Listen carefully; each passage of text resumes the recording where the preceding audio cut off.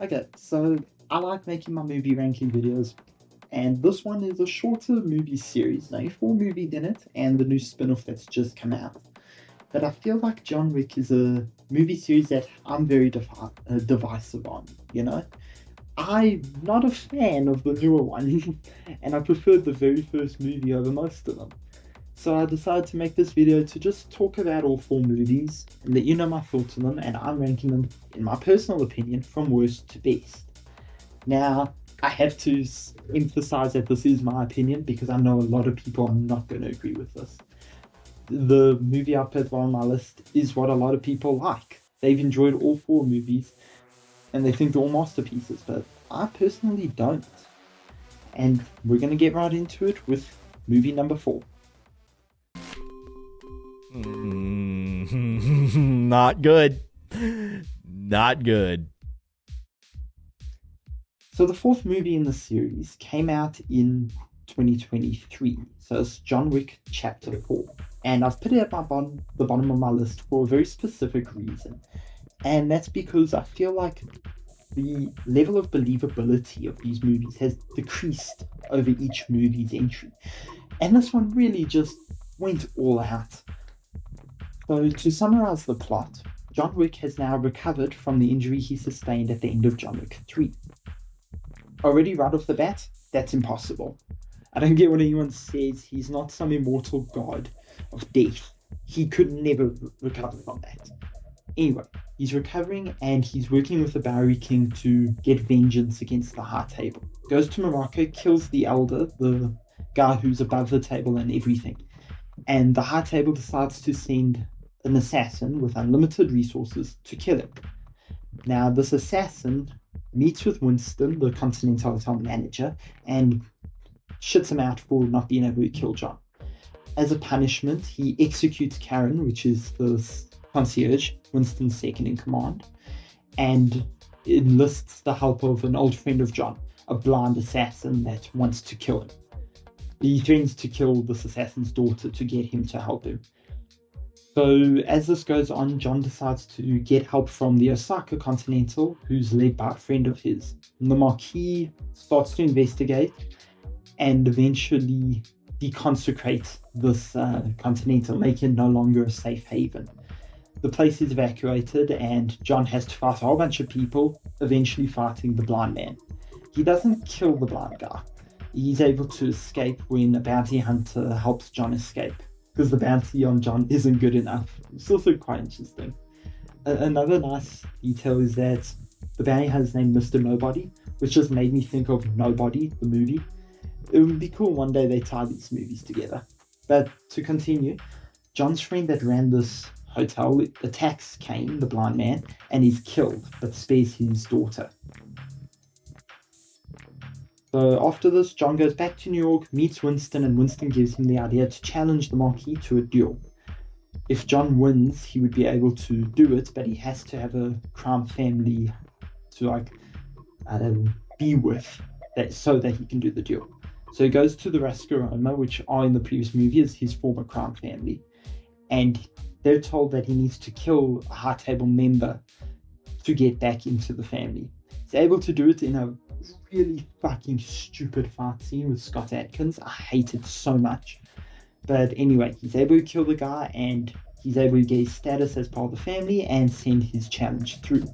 Winston gives the challenge through, along with the little caveat that if John wins, his excommunication's over and Winston gets to be manager of the Continental back again. The Marquis and they do agree, but Winston would also die if John loses. So John travels to Paris to finalize the duel's terms, which will be done with the dueling pistol pair at sunrise. And they're watched by the Harbinger, which is another member of this group. And the Marquis chooses the blind man as his proxy, forcing him to be the one to fight John. It's kind of his sneaky way of getting out of it. Now, the day before this duel, the Marquis puts a really high bounty on John and slowly puts it up. It ends up on 40 million, so he even has to fight with Mr. Nobody. And John fights his way through the city to get to the Marquis. Going through some ridiculous stuff, he falls off a building again. He falls down a flight of stairs like 100 times. It's really bad. And John's able to get to the summit for the duel. He's really wounded, but he should be dead, and he gets ready for the duel.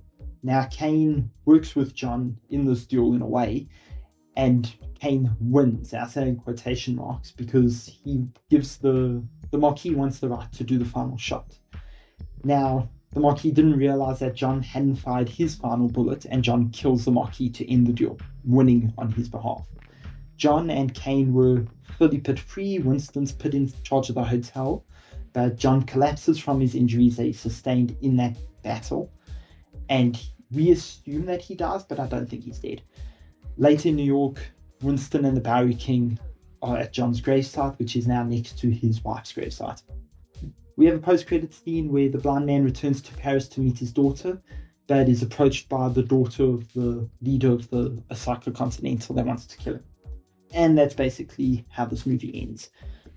Like I said, it really suffers from believability just completely declining. It has I can't fault things like the filming. The cinematography, a lot of it's just beautiful. And even at its worst, this isn't a terrible movie, but I do think it's the worst in the series. And the others are just way better. Not way better. Chapter 3 isn't that much better. We're almost not good, but we're still good.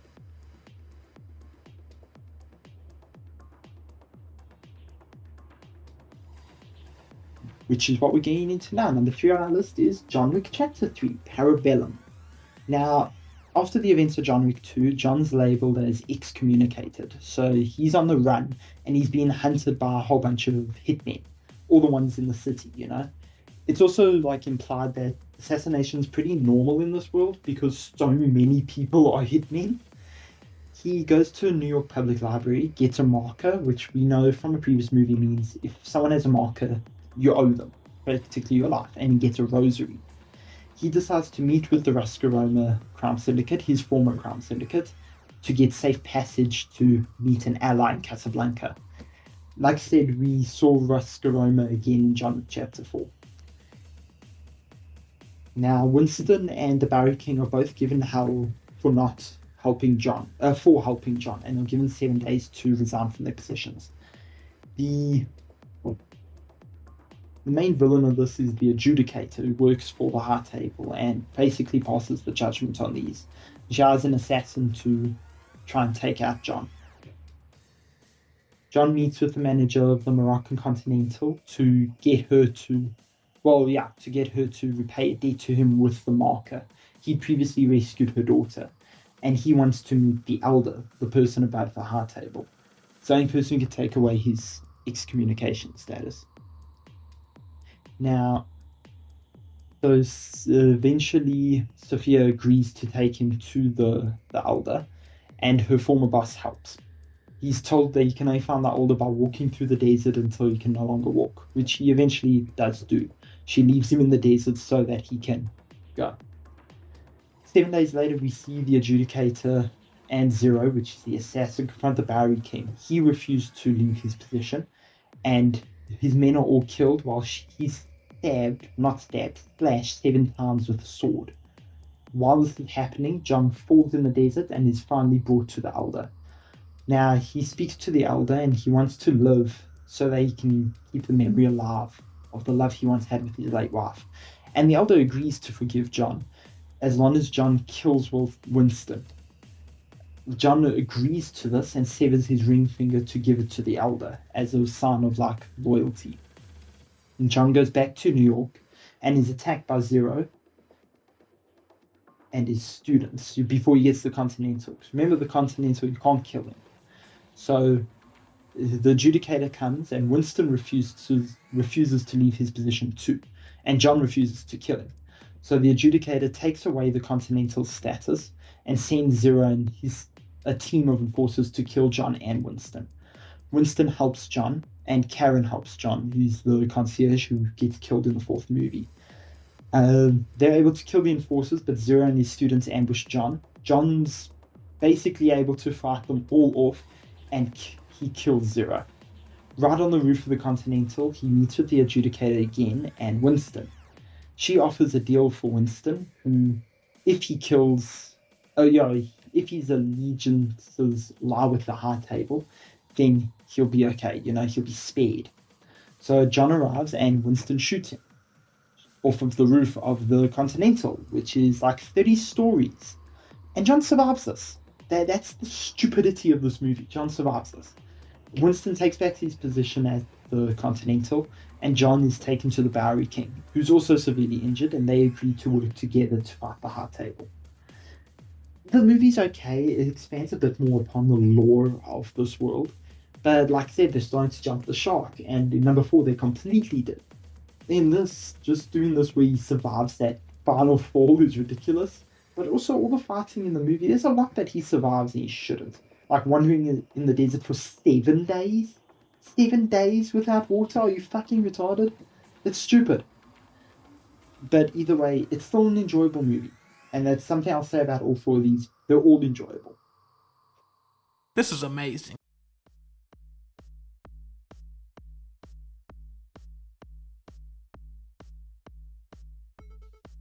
Now we come to the one that started it all. Number 2 on my list is John Wick.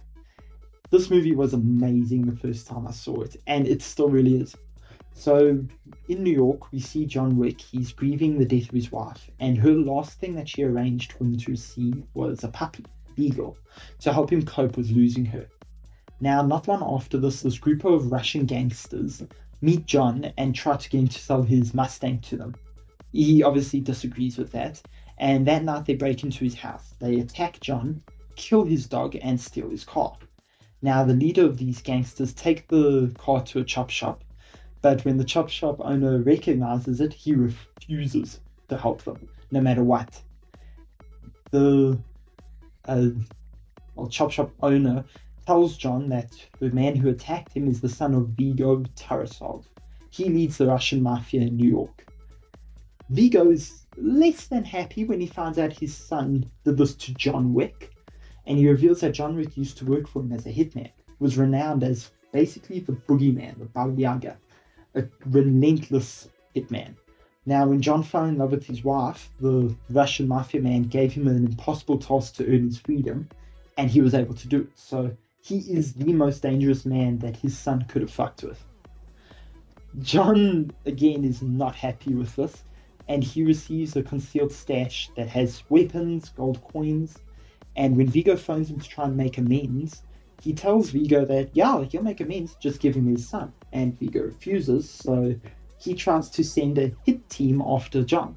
John obviously kills all of them, and we have our first little hint that this world is a bit different. The cop comes and he's like not shocked at all that John's killed a bunch of people, and John's able to phone a disposal team to get rid of the bodies, which he pays with the gold coin that he had in his stash. So Vigo puts a $2 million bounty on John and hires John's old mentor to kill him. John goes to the Continental, which is this luxurious hotel, which is a neutral ground for the underworld. You're not allowed to conduct any illegal business at the Continental. Winston, who's in charge of it, helps him by telling him where Joseph is. Joseph is Vigo's son. Vigo goes to the club where the son is, but is attacked by Vigo's henchmen and has to leave for medical help back at the Continental. In the Continental, a hit woman, that's all Wikipedia says, a hit woman, sneaks into his room to try and kill him. And his mentor actually warns John by firing a warning shot to let him know that somebody's there. He wakes him up. And he's able to subdue this woman. She reveals that Vigo doubled the bounty just so that she could kill him in the hotel, which is, again, not the smartest thing to do. John asks another hitman to look after her, make sure she doesn't escape, but she kills this hitman and she gets away. John goes to a church where Vigo's stash of money is, and he destroys the stash. All of his blackmail material, everything. Vigo comes and John attacks him, but is captured. Something minor that happens in this is that he's hit by a car and knocked out, which we see in number 4, he's just hit by a car and gets up like it's nothing. Again, minor shit like that ruins immersion. And he's threatened by Vigo. Well, no, he's not threatened by Vigo, but he's saved by his friend, and Vigo tries to kill him. He puts a bag over his head and everything, and his friend saves him. We have an excellent speech from Keanu Reeves in this scene. If you've seen the movie, you know it. And it just all ties everything together. John finds out where Vigo's son is, even though Vigo doesn't really want to tell him, but he has to tell him. And he goes to the safe house and kills Vigo's son. John's mentor is killed by Vigo, who finds out that he helped John. And Vigo taunts John with telling him about the mentor being killed. John finds the body and he's quite pissed. So, in between all of this, we see that the assassin that tried to kill John at the hotel is executed for breaking the rules of the Continental. And he tells John that Vigo's preparing to leave the city. John goes to the harbor where Vigo is, fights him, and basically kills him. John gets completely ready to die from his injuries, but he watches a video of his wife on his phone saying that he needs to go home. This gives him the will to live, and he goes to a nearby clinic, the vet's clinic, treats his wound, and finds a pit bull, which he takes out of the place and walks home with. The pit bull is being scheduled to be euthanized.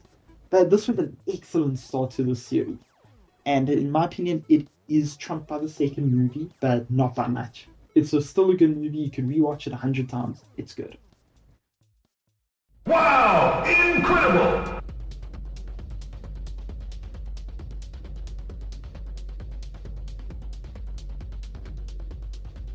Okay, and now we have the best John Wick movie, which is John Wick Chapter 2. Now, we see John is break into this compound run by another Russian mobster. It's his brother, the brother of Vigo that John killed, and he kills everyone. He recovers his car, which was stolen in the first movie, and kills all of Abram's men, which is Abram, the brother of Vigo, but he spares the main guy, just so that he can have peace. He returns home, gets his car repaired, and decides to just go back to his regular life. He's soon approached by a crime boss who has a marker. He knows about John's returning from retirement, even if it was just for that, and he knows that a marker means you owe someone your life. He was the man who helped John complete the impossible task that allowed him to retire. John still refuses, even though he had a marker which binds him to it, and the guy destroys his house. Now, John travels to the Continental, and Winston tells him that there's two rules in this business. You're not allowed to do any business on the Continental's grounds, and you have to honor the marker, otherwise it's a death sentence. So John finally accepts this marker and is told to assassinate the sister of this guy, which would allow the guy to join the High Table. The High Table in this is explained to be 12 high-level crime bosses in this world's underworld. Key word here is underworld.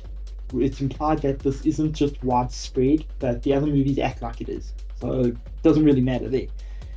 John's able to basically complete the job. He goes to the woman's room that he's supposed to assassinate, and she kills herself. He shoots her in the head to end her suffering, and the marker is now fulfilled. When John leaves, he's double-crossed by this guy and wants to tie up loose ends. And the guy completely pursues John, which leads them to fight all the way into the Roman Continental.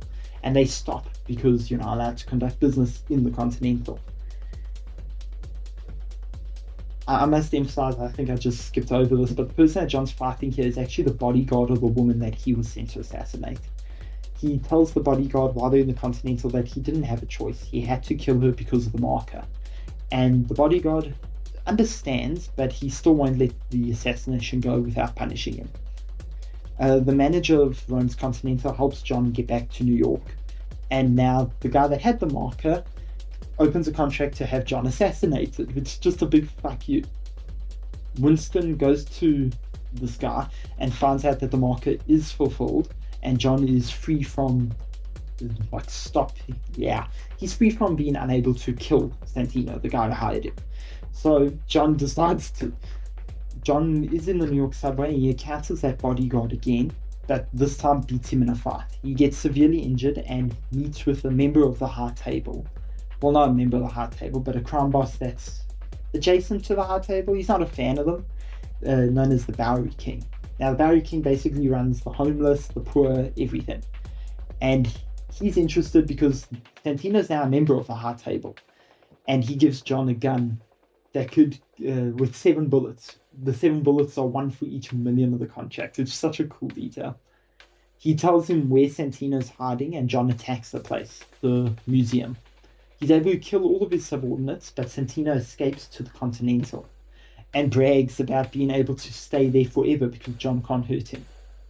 He shouldn't have done that, because despite Winston not wanting John to do it, John kills Santino in the lounge of the Continental. The next day, Winston meets with John and tells him that the bounty is now being doubled to 14 million and it's offered globally. Because John conducted business on Continental ground, per the rules, he's also excommunicated. He has no privileges or access to any underworld resources. However, since they're friends, Winston delays this status by an hour and gives him a marker for future use. So if he ever needed it, he could use it. And he does in the later movies. John leaves and Winston eventually puts out the contract, telling the entire world of assassins that John's now open season. The files show this is John running away as phones around him start to ring, people being notified about the contract. And that is a perfect ending to this movie. It's such a good action movie, and it's really hard to top by the others. Like I said, number 3 wasn't bad by any means, but it didn't really reach the highs of this movie or the first John Wick. And yeah, that's my ranking of all 4 John Wick movies. Ballerina just came out, and it's a spin-off of John Wick. I think it's set before the other movies though. I haven't seen it yet, and I've heard it's not bad, so I will be checking it out soon, but I didn't want to include it on this list because it's just about John Wick. That's a separate movie about a separate character. I might have been a bit disjointed in this, sorry about that, but if you enjoyed this video, please leave a like, leave a comment, let me know what you think. Just to reiterate my final rankings, from worst to best, we have John Wick Chapter 4, John Wick Chapter 3, John Wick, and John Wick Chapter 2 as the best movie. And I'll see you all in the next video. Bye.